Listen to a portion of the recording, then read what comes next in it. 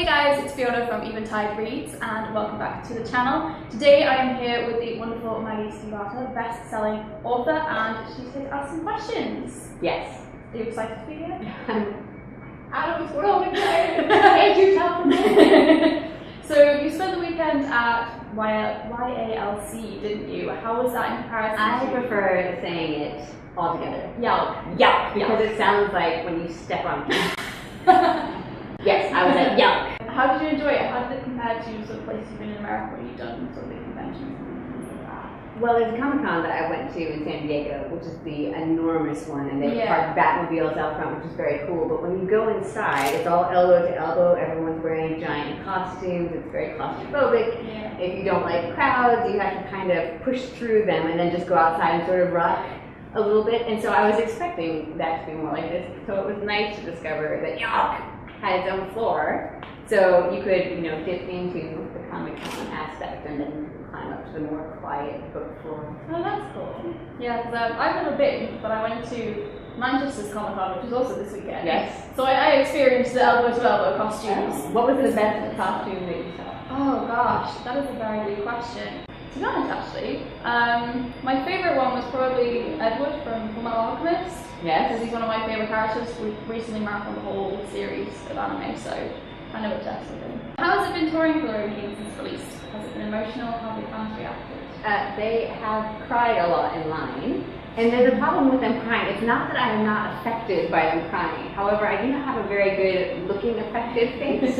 And so they come over and they're like, I really love it, I really love Ronan. That's on the inside right now. And then I'm looking at them and I realize that I'm looking at them like an asshole. I'm like, no, I'm really actually deeply touched. And I try and just tell them, this is my deeply touched face. And they're like, it looks like your other face. And so that's the most difficult part, but people have been really good about it. Where did the inspiration for the characters come from for the Reading Cycle? Have you borrowed any habits or traits from anyone you know? I steal them all. I think of building characters like I think about creating my portraits. So even fantasy illustrators use real people for their models, but then they just, like that sculpture in front of the Manchester Central Library with the man who's healed back. He was probably not healed back in real life, but he was a real person. And so when I'm creating an illustration, I'll use a real person and real elements and then change things to make them work for the fantasy illustration. But I have to start with a real thing, otherwise they'll never look real. And so with the character, it's the same way. I have to start with a real person and then just move it around. Otherwise, they'll just feel like book people. Book people are fine, but they'll never make people say, ah! Speaking of your artwork, how do you feel, do you do a lot of artwork? Do you feel it's helped with being creative writing as well, and vice versa? Does it affect the other at all? I think I do music as well. Oh yeah. And I think it's like that poem about the blind man and the elephant. Have you read that one? I don't know that one.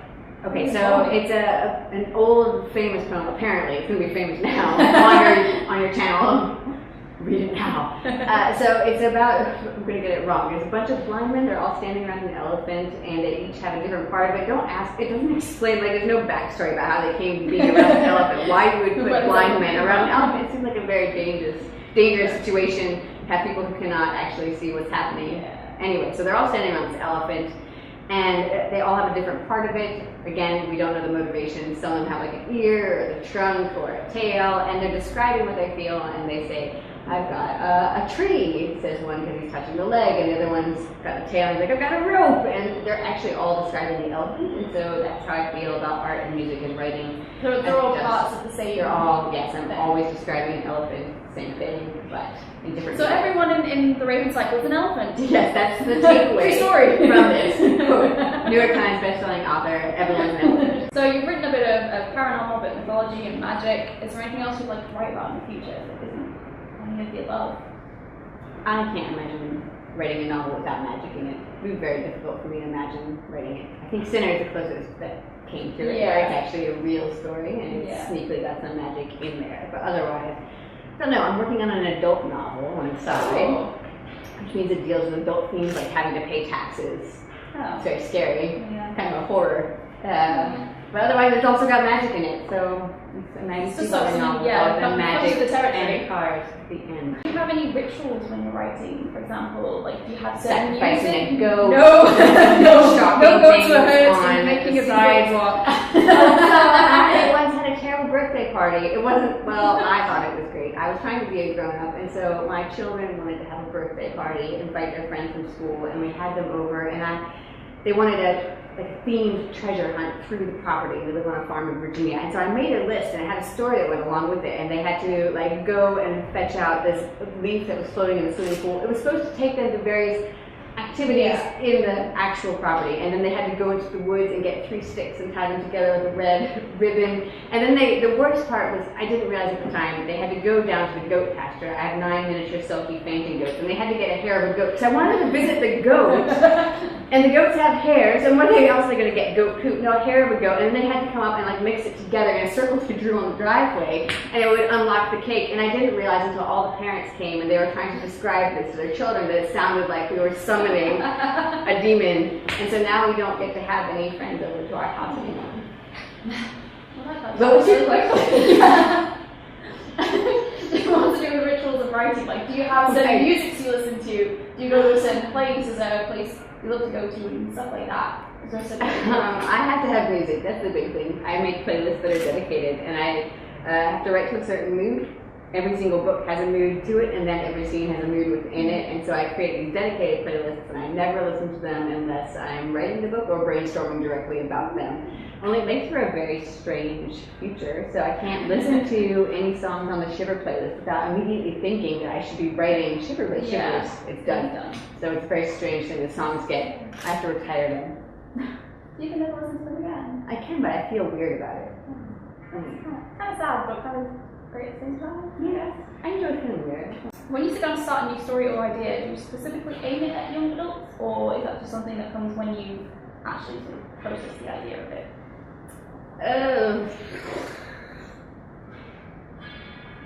You can leave that one. I'm thinking. Okay. Because I don't. Yeah. The reason why I ended up writing young adult is because they say you should write what you love to read, and they say you should write a book you can't find on the shelf, but wish you could. And I first started writing when I was very small, and when I got serious about it, I was in my teen years. I was reading Diana Wynne Jones. I read all of her books, and I wish there were more of them. And what I really wanted was, my mom used to give me all of her hand-me-down fantasy books that were good for you, like Chronicles of Narnia, and A Wrinkle in Time, things that had stickers on them, they were enriching. And my father used to give me his hand-me-down thrillers that were called things like Point Blank, and Shot in the Back, and Dead Man Running, and they were always terrible political thrillers, and I loved both of them, and I thought the ideal thing would be a book that was both of them. And so I used to write terrible political thrillers, terrible fantasies about wizards with amnesia, witches with amnesia, sometimes wizards meeting witches with amnesia. Nobody knew anything about who they were. That's also kind of the plot of the Raven Cycle. And so trying to write those books as a teenager, it just naturally fit into the teen mold. Yeah. And so I forever remember that moment of losing my summers to how books were important to me as a teen. And so that was where I naturally fell into it. But even now, I just write books that entertain me and love them. Yeah, that's all that matters, right? Yeah. Do you want to see your middle grade series that's out in the US before it goes to the UK? Do you want to publish it or pick that up? Or pick Bartel? No, I keep saying Bartel, it's Bartlett, isn't it? But Bartel sounds very fancy. Every time. Every time? How often do you mention this title? No, every time last night. You're at a dinner conversation. Pip Bartel. Yeah, sure, I would love that. I wouldn't say, no one should read that book. It's terrible. So I wrote those books because my kids are 10, no, they're 11 and 12 now. They keep on getting older. I keep changing the answer. They're actually 11 months apart for 1 month of the year. I get to say like they're 11 and 11. And then people say twins, and I go, no. And then I don't explain it, and I just let them work it out. That was last month. It was great. And so I wrote it for them so they would have something that didn't have a lot of gratuitous, sex, violence, the word fuckweasel in it, something that was more appropriate to bring down the halls of their schoolway, and also so that I would be celebrated amongst all their classmates and become famous in the halls of their schools, and it worked. So really that was my only goal. Everything else is just frosting on the cake. Yeah. Awesome. So going back to Sinner, you mentioned briefly, Yes. how it's kind of a spin-off of the Sugar Trilogy. Would you ever want to do something similar with the Raven Cycle? Go back and write about a character. She's raising her eyebrows like me. I am. I got a terrible book hangover after I wrote that series. I knew where I wanted to land on it, and then I got there, and I just sort of wandered around aimlessly for 4 months while my deadline for my next book slowly ticked by. And it felt very strange. I've been working on it for 10 years, 15 if you count when I first started doing it. And so it was hard then. The first thing I thought was, oh, I need to write another one. But it was hard to tell how much of that was just kind of being punched around, walking around, because I was really stuck after the Scorpio races. I also wandered around for 1,000 years thinking, I gotta have another sequel or something. I don't know. Maybe one day an adult novel with more cards and more magic. Yes, I think we would all agree with that. I would love that. I need more Ronan in my life, as long as Ronan's going to be. Maybe. Possibly. It's hypothetical. Somewhere. You answer a lot of questions on Tumblr. And do you feel social media is important in being able to let you connect more with your readers? Yes. Yes. That's all I need to know. It's just like, because you are always constantly, I always see questions on Tumblr all the time for you, and it's just constant stream. Do you ever find it like gets annoying? But right now, okay, so you see the ones I answer. Yeah. And I feel bad about the ones I don't answer. Right now I have 11,000 unanswered asks in my inbox. And so I feel bad about them. They sit there and they pile up slowly. And then I try to pick the ones. Well, I try to pick the ones that would be interesting for everyone, or sometimes the ones that just interest me. Yeah. That's what it comes down to. If I feel amused, or if I'm super tired and I'm sitting in the back of a taxi, sometimes I'll answer a question with lots of typos in it on my phone. I like it because I feel like it gives people more context for who I am when they meet me in person. And so, I don't know, it's just a way of being myself online. And lastly, I've got a couple of quick fire questions. Okay. There's literally only a couple. Is there a prize if I do them though? Do I get killed if I do them poorly? I just want to know what the ultimate consequences are of the quick fire. There's no consequences. No, it's no. I didn't think this through, okay? Alright. So sort the Raven Cycle in 4 words. If you can. You don't have to do it super quick. You've got all the time in the world until, you know. Children who need therapy. Awesome. We'll take it. If you could have any car in the world, what would it be? I had to throw in a car question. I have seen 3 Ferrari F12s driving around in London. All of them were silver. They might have been the same one haunting me. It could have been the same car 3 times. 3 is actually the number of the divine. It was supposed to be that car. That is actually the car that I want, not just a Ferrari F12. I want that particular one. It circled me 3 times in London, but I would not have it in silver. I would respray it and murder it out black and lower it half an inch with giant black rims. And I roll down my windows and be like, yeah! Was that a quick? Who is your favorite author right now? Because mine changes all the time. I mean, obviously right now to you, obviously. Oh. I'm gonna go with, I can't pronounce her last name. I know, okay, I understand the hypocrisy of this already, the irony of not being able to say someone's last name when my last name is Stiefvater. I understand. It's Ruta. No, that is wrong. Oh. I only know the wrong ways to say it. I'm sorry, Ruta. I really enjoyed Salt Sea. It's like a historical fiction. You should read it, obviously. Sorry, I can't say her name. I need to come up with a rhyme for it.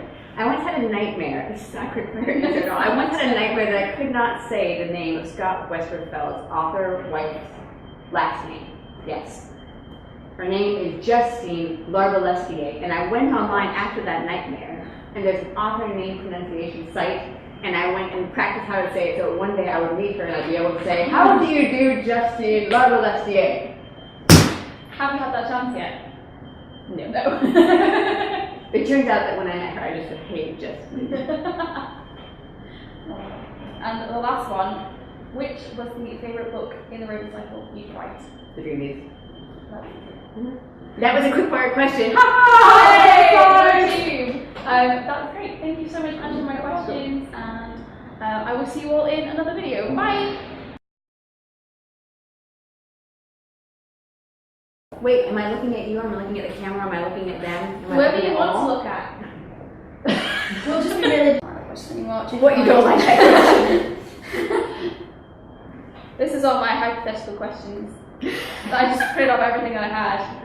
Unless you want to answer No, it. it's not too hard. That's fine. We'll leave it at that. Yay! You guys were so quiet, made it very slow. I have never done a video in front of anybody else before. I have been shitting myself the whole time. Please put that in as an outtake at the end. Okay, I knocked a bottle of water over in one yesterday, so. I'm not crying, it's fine. You can turn it off. I'm not crying, it's fine.